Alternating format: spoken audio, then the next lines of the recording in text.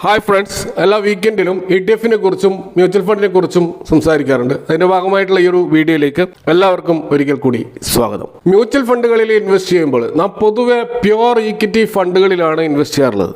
സ്വാഭാവികമായിട്ടും ഇവിടെ റിട്ടേൺ വളരെ ഹൈ ആയിട്ട് കിട്ടുമെങ്കിലും റിസ്ക്കും വളരെ ഹൈ ആണ്.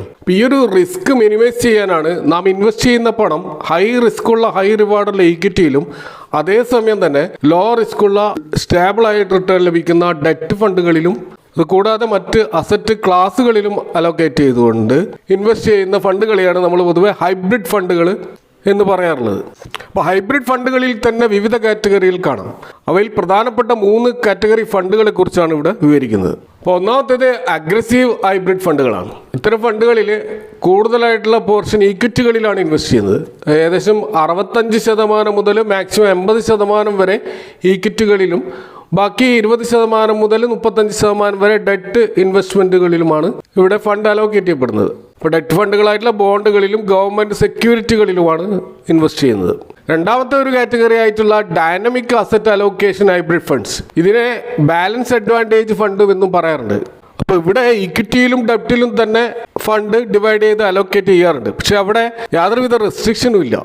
വേണമെങ്കിൽ 100% ഈക്വിറ്റിയിലും അതല്ലെങ്കിൽ 100% ഡെറ്റിലും ഒക്കെ ഫണ്ട് മാനേജറുടെ ഡിസ്ക്രിപ്ഷൻ അനുസരിച്ച് അദ്ദേഹത്തിന് അത് റീബാലൻസ് ചെയ്തുകൊണ്ട് ചെയ്യാവുന്നതാണ്. അപ്പോൾ ഇവിടെ പൊതുവെ ഫണ്ട് മാനേജേഴ്സ് ചെയ്യുക മാർക്കറ്റ് കണ്ടീഷൻ അനുസരിച്ച്, നല്ലൊരു ബുൾ മാർക്കറ്റ് ആണെങ്കിൽ കൂടുതൽ ഫണ്ട് ഈക്വിറ്റികളിലും അതേസമയം ബെയർ മാർക്കറ്റ് ആണെങ്കിൽ കൂടുതൽ ഫണ്ടുകൾ ഡെറ്റ് ഫണ്ടുകളിലേക്ക് മാറ്റിക്കൊണ്ടുള്ള ഒരു ഡൈനമിക് ആയിട്ട് ഇതിനെ ചേഞ്ച് ചെയ്യുന്നത് കൊണ്ടാണ് ഇതിനെ ഡൈനമിക് അസറ്റ് അലോക്കേഷൻ ഫണ്ട് അഥവാ ബാലൻസ്ഡ് അഡ്വാൻറ്റേജ് ഫണ്ട് എന്ന് പറയുന്നത്. മറ്റൊരു ഫണ്ടാണ് multi asset allocation hybrid funds. അപ്പോൾ ഇവിടെ ഒരു കണ്ടീഷൻ എന്താണെന്ന് വെച്ചാൽ 3 അസറ്റ് ക്ലാസ്സുകളിൽ ഫണ്ട് അലോക്കേറ്റ് ചെയ്യണം. അത് ഏറ്റവും മിനിമം 10% അലോക്കേറ്റ് ചെയ്യണം. അതായത് 10% ഈക്വിറ്റി, 10% ഡെറ്റ്, അതുപോലെ 10% ഗോൾഡ്, കമ്മോഡിറ്റീസ്, റിയൽ എസ്റ്റേറ്റ് പോലെയുള്ള മറ്റ് അസറ്റ് ക്ലാസ്സുകളിലും ഇൻവെസ്റ്റ് ചെയ്യാം. അപ്പോൾ 10% ഏറ്റവും മിനിമം ഈ 3 അസറ്റ് ക്ലാസ്സിൽ ഇൻവെസ്റ്റ് ചെയ്യണം എന്ന നിബന്ധന മാത്രമേ ഉള്ളൂ. അത് എത്ര വേണമെന്നുള്ളത്, എവിടെയാണ് കൂടുതൽ അലോക്കേഷൻ വേണ്ടത് എന്നുള്ളത് ഫണ്ട് മാനേജർക്ക് ഡിസൈഡ് ചെയ്യാവുന്നതാണ്. അപ്പോൾ ഇതാണ് 3 പ്രധാനപ്പെട്ട ഹൈബ്രിഡ് ഫണ്ടുകൾ ഇവിടെ ചർച്ച ചെയ്യുന്നത്. അപ്പോൾ ഈ 3 ഹൈബ്രിഡ് കാറ്റഗറികളും നമ്മൾ നിഫ്റ്റി 50യുമായിട്ടുള്ള കഴിഞ്ഞ 5 വർഷത്തെ ഒരു റിട്ടേൺ നമുക്കൊന്ന് താരതമ്യം ചെയ്ത് നോക്കാം. കാരണം നിഫ്റ്റിയെ ബീറ്റ് ചെയ്യുന്ന ഒരു റിട്ടേൺ കിട്ടുന്നുണ്ടെങ്കിൽ മാത്രമല്ലേ നമ്മൾ മറ്റൊരു ഫണ്ടിനെ പറ്റി ചിന്തിക്കേണ്ടതുള്ളൂ. അല്ലാത്ത പക്ഷം നമുക്ക് നിഫ്റ്റി 50യുടെ ഏതെങ്കിലും ഒരു ഇൻഡെക്സ് ഫണ്ടിൽ ഇൻവെസ്റ്റ് ചെയ്താൽ മതിയല്ലോ. അപ്പോൾ ഇവിടെ നമ്മൾ ഇൻവെസ്റ്റ്മെൻറ്റിൻ്റെ ഒരു പ്രധാനപ്പെട്ട ഒരു ബെഞ്ച് മാർക്ക് എന്ന് പറയുന്നത് നിഫ്റ്റിയെ ബീറ്റ് ചെയ്യുക എന്നുള്ളതാണ്. അപ്പോൾ ആ രീതിയിലുള്ള ഒരു റിട്ടേൺ തരുന്നുണ്ടെങ്കിൽ മാത്രമേ ഇത്തരം ഹൈബ്രിഡ് ഫണ്ടുകൾ നമ്മൾ പരിഗണിക്കേണ്ടതുള്ളൂ. അപ്പോൾ അങ്ങനെ നമ്മൾ നോക്കുമ്പോൾ ഈ 3 കാറ്റഗറികളും നിഫ്റ്റി 50യുമായിട്ടൊന്ന് കമ്പയർ ചെയ്യുമ്പോൾ കഴിഞ്ഞ 5 വർഷം നിഫ്റ്റി 50 നൽകിയ റിട്ടേൺ, ആബ്സല്യൂട്ട് റിട്ടേൺ 129%. അതേസമയം അഗ്രസീവ് ഹൈബ്രിഡ് ഫണ്ട് നൽകിയ return 219%, dynamic asset allocation 206%, multi asset allocation 205%. ആ ഒരു കാറ്റഗറിയിലെ ഏറ്റവും ഹയസ്റ്റ് റിട്ടേൺ നൽകിയ ഫണ്ടുകളുടെ റിട്ടേൺ. ഇപ്പോൾ ഈ 3 കാറ്റഗറിയും നിഫ്റ്റിയെ ബഹുദൂരം പിന്നിലാക്കിക്കൊണ്ട് 200% മുകളിലെ റിട്ടേൺ ആണ് കഴിഞ്ഞ 5 വർഷം നൽകിയിട്ടുള്ളത്. ഇനി 3 ഇയേഴ്സുമായിട്ടൊന്ന് കമ്പയർ ചെയ്താൽ, കുറച്ചും കൂടി ഷോർട്ടർ ടൈം പീരീഡിൽ നമ്മൾ നോക്കുകയാണെങ്കിൽ തന്നെ അവിടെ നിഫ്റ്റി 52% റിട്ടേൺ ആണ് കഴിഞ്ഞ 3 വർഷം നൽകിയിട്ടുള്ളത്. അതേസമയം ഈ 3 ഫണ്ടുകളുടെ റിട്ടേൺ നോക്കുകയാണെങ്കിൽ അത് 80% മുകളിലാണെന്ന് കാണാം. ഇനി നമ്മൾ ലാസ്റ്റ് 1 ഇയറിൻ്റെ ഏറ്റവും ഷോർട്ടസ്റ്റ് പീരീഡ് ആയിട്ടുള്ള കഴിഞ്ഞ 1 വർഷത്തെ റിട്ടേൺ നോക്കുകയാണെങ്കിൽ നിഫ്റ്റിയുടെ റിട്ടേൺ 1.78% മാത്രമാണ്. എന്നാൽ ഇവിടെ ഈ ഹൈബ്രിഡ് ഫണ്ടുകൾ, അഗ്രസീവ് ഹൈബ്രിഡ് ഫണ്ട് 9% കൂടുതൽ റിട്ടേണും, അതുപോലെ ഡൈനമിക് അസറ്റ് അലോക്കേഷൻ ഫണ്ടുകൾ 9% കൂടുതൽ റിട്ടേണും, മൾട്ടി അസറ്റ് അലോക്കേഷൻ ഫണ്ട് 14% കൂടുതൽ റിട്ടേൺ നൽകിയതായിട്ട് കാണാം. അപ്പോൾ മൾട്ടി അസറ്റ് അലോക്കേഷൻ കഴിഞ്ഞ 1 വർഷം ഈ രീതിയിലുള്ള റിട്ടേൺ നൽകാനുള്ള പ്രധാനപ്പെട്ട കാരണം ഗോൾഡ് പ്രൈസിലുണ്ടായ വർധനമാണ്. കാരണം ഇവരുടെ 3ാമത്തെ അസറ്റ് ക്ലാസ് ഗോൾഡ് ആയതുകൊണ്ടാണ് ആ രീതിയിലുള്ള റിട്ടേൺ നമുക്ക് കാണാൻ കഴിയുന്നത്. ഇനി നമുക്ക് ഈ ഒരു 3 കാറ്റഗറി ഹൈബ്രിഡ് ഫണ്ടുകളിൽ ഏറ്റവും നല്ല മ്യൂച്വൽ ഫണ്ട് ഏതാണ്, ഏത് AMCയുടെ മ്യൂച്വൽ ഫണ്ടാണ് ഏറ്റവും നല്ലത് എന്ന് പരിശോധിക്കാനുള്ള ഒരു ശ്രമം നടത്തി നോക്കാം. അപ്പോൾ ഇതിനുവേണ്ടി ചില പാരാമീറ്റേഴ്സ് നമ്മൾ മുൻകൂട്ടി നിശ്ചയിച്ചുകൊണ്ട് ഒരു ഫിൽറ്ററിംഗ് ആണ് ചെയ്യുന്നത്. അതായത് 2 വർഷം മിനിമം പഴക്കമുള്ള ഫണ്ടുകൾ മാത്രമേ നമ്മൾ ഈ ഒരു ഫിൽട്രേഷന് വേണ്ടി പരിഗണിക്കുന്നുള്ളൂ. അതേപോലെ എക്സ്പെൻസ് റേഷ്യോ 1ൽ താഴെയുള്ള ഫണ്ടുകൾ മാത്രമാണ് പരിശോധിക്കുന്നത്. അതുപോലെ റെഗുലർ ഫണ്ട് പൂർണ്ണമായിട്ട് ഒഴിവാക്കിക്കൊണ്ട് ഡയറക്റ്റ് ഗ്രോത്ത് ഫണ്ടാണ് ഇവിടെ പരിഗണിക്കുന്നത്. കൂടാതെ അസറ്റ് അണ്ടർ മാനേജ്മെന്റ് ഏറ്റവും മിനിമം 2000 കോടിയെങ്കിലും ഉണ്ടായിരിക്കണം എന്നൊരു കണ്ടീഷൻ കൂടി വെച്ചുകൊണ്ട് നമ്മൾ പരിശോധിക്കുകയാണ്. അതുകൂടാതെ കഴിഞ്ഞ 5 വർഷത്തെ ഒരു ഹിസ്റ്റോറിക്കൽ റിട്ടേൺസും കൂടി നമ്മൾ പരിഗണിച്ചുകൊണ്ടാണ് ഈ ഒരു ഫിൽട്രേഷൻ ചെയ്യുന്നത്. അപ്പോൾ അഗ്രസീവ് ഹൈബ്രിഡ് ഫണ്ടുകളിലുള്ള ഫണ്ടുകൾ നമ്മൾ നോക്കുമ്പോൾ നമ്മൾ ഈ പറഞ്ഞ പാരാമീറ്റേഴ്സ് വെച്ച് നമ്മൾ ഫിൽട്ടർ ചെയ്ത് കഴിഞ്ഞാൽ ഏകദേശം 12 ഫണ്ടുകൾ നമുക്ക് കിട്ടും. ഈ 12 ഫണ്ടുകളിൽ ഏറ്റവും അധികം AUM കാണിക്കുന്ന ഫണ്ട് SBI ഈക്വിറ്റി ഹൈബ്രിഡ് ഫണ്ടാണ്. അതിൻ്റെ 78,000 കോടിക്ക് മുകളിലുള്ള AUM ഇപ്പോൾ കാണാം. അതേപോലെ ICICI ഡെറ്റ് ഇക്വിറ്റി ഫണ്ട്, അതിനും 44,000 കോടിക്ക് മുകളിലുള്ള അസറ്റ് അണ്ടർ മാനേജ്മെന്റ് കാണാൻ കഴിയും. വലിയ ഫണ്ടുകൾ ഈ 2 ഫണ്ടുകളുമാണെന്ന് നമുക്ക് മനസ്സിലാക്കാം.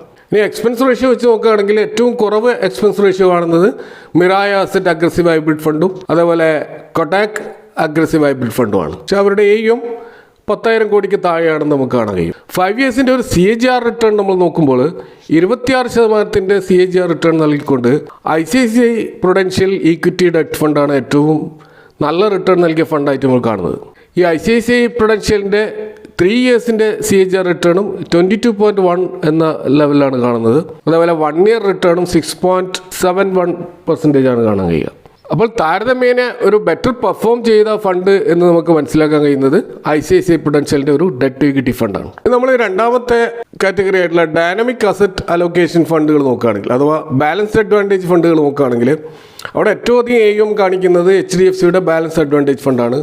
1 ലക്ഷം കോടിക്ക് മുകളിൽ അതിൻ്റെ AUM കടന്നിരിക്കുക. അതുപോലെ എക്സ്പെൻസ് റേഷ്യോ നോക്കുകയാണെങ്കിൽ ഏറ്റവും കുറവ് എക്സ്പെൻസ് റേഷ്യോ കാണിക്കുന്നത് Aditya Birla sun life balanced advantage ഫണ്ടും അതേപോലെ ടാറ്റ ബാലൻസ്ഡ് അഡ്വാൻറ്റേജ് ഫണ്ടുമാണ്. എന്നാൽ 5 ഇയേഴ്സിൻ്റെ CAGR റിട്ടേൺ നോക്കിക്കഴിഞ്ഞാൽ HDFC ബാലൻസ്ഡ് അഡ്വാൻറ്റേജ് ഫണ്ട് എല്ലാ ഫണ്ടുകളെയും വലിയ തോതിൽ പിന്നിലാക്കിക്കൊണ്ട് 25% CAGR റിട്ടേൺ നൽകിയതായിട്ട് കാണാം.